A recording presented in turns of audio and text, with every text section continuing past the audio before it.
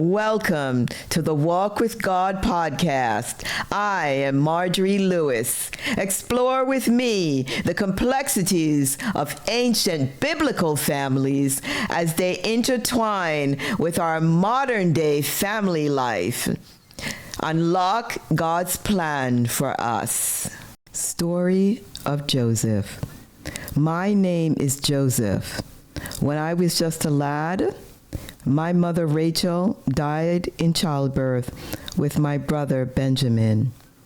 My father Jacob raised us with our 10 brothers from his other wife and concubines.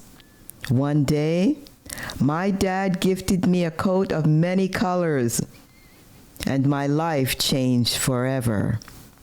The coat was a symbol of my father's love and favoritism, which did not sit well with my brothers.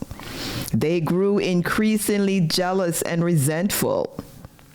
One fateful day, while we were tending to the flocks in the fields, my brothers conspired against me.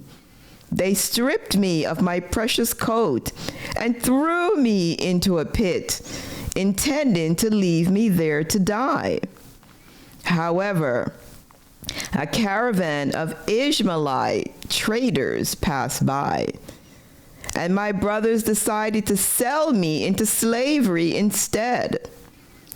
I was taken to Egypt, where I was sold to Potiphar, an officer of Pharaoh.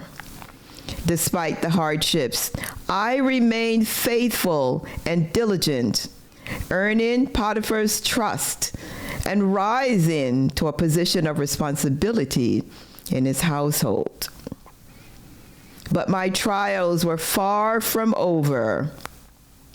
Potiphar's wife falsely accused me of attempting to seduce her, a crime I did not commit, and I was thrown into prison. Even in the darkest of places, I did not lose hope. My ability to interpret dreams caught the attention of Pharaoh, who was troubled by a series of disturbing dreams. With God's guidance, I interpreted Pharaoh's dreams, predicting 7 years of plenty, followed by 7 years of famine. Impressed by my wisdom, Pharaoh appointed me as his second in command, tasked with preparing Egypt for the coming famine. Years later, 2 years into the famine, my brothers came to Egypt seeking food. They did not recognize me, but I knew them immediately. After testing their character and seeing their remorse, I revealed my identity. We were reunited, and I forgave them for their betrayal. I was 17 when I was thrown into that pit.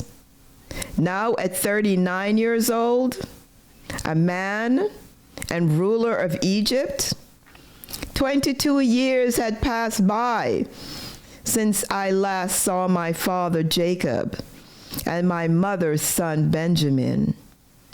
Finally, I could return home and bring joy back into the eyes of Jacob.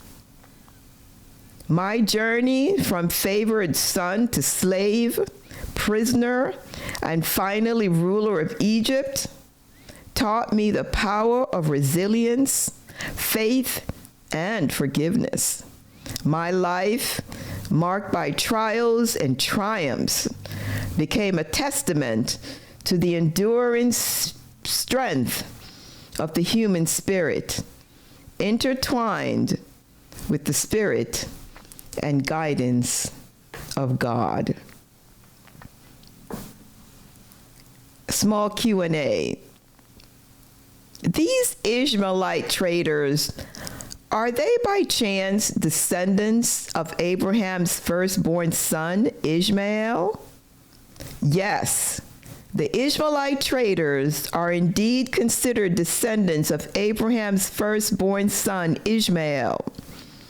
According to biblical tradition, Ishmael was the son of Abraham and Hagar, Sarah's Egyptian maidservant. Ishmael's descendants, known as Ishmaelites, became a significant group of people in the ancient Near East. They were often involved in trade and commerce, as seen in this story of Joseph being sold to them by his brothers. It's fascinating how these ancient stories intertwine and connect different generations of peoples. Wow, I had no idea. What irony. The descendants of Ishmael rescues the grandson of Isaac? Doesn't this make them cousins? Yes, it does. According to biblical tradition, Ishmael and Isaac were half-brothers, both sons of Abraham. Ishmael was born to Hagar, Sarah's maidservant, while Isaac was born to Sarah, Abraham's wife. This makes their descendants, the Ishmaelites and the Israelites, related by blood. So, in the story of Joseph, the Ishmaelites who rescued him and bought him were indeed his distant cousins. It's a fascinating twist of fate that highlights the interconnectedness of these ancient families and their stories. The irony and the complexity of these relationships add depth to the narrative and underscore the intricate tapestry of human history. It's funny. I've been in church all my life, and never have I heard any preacher admit to this relationship. It's interesting how certain details can be overlooked or not emphasized in different teachings and interpretations. The relationship between the Ishmaelites and the Israelites is a fascinating aspect of the biblical narrative that adds depth and complexity to the stories. It's a reminder of how interconnected these ancient families were and how their histories intertwined in unexpected ways. You know, maybe God really does know what he's doing. It's confirmation that he can see way into the future, giving him the ability to maneuver humans around like pawns on a chessboard to achieve his desired end.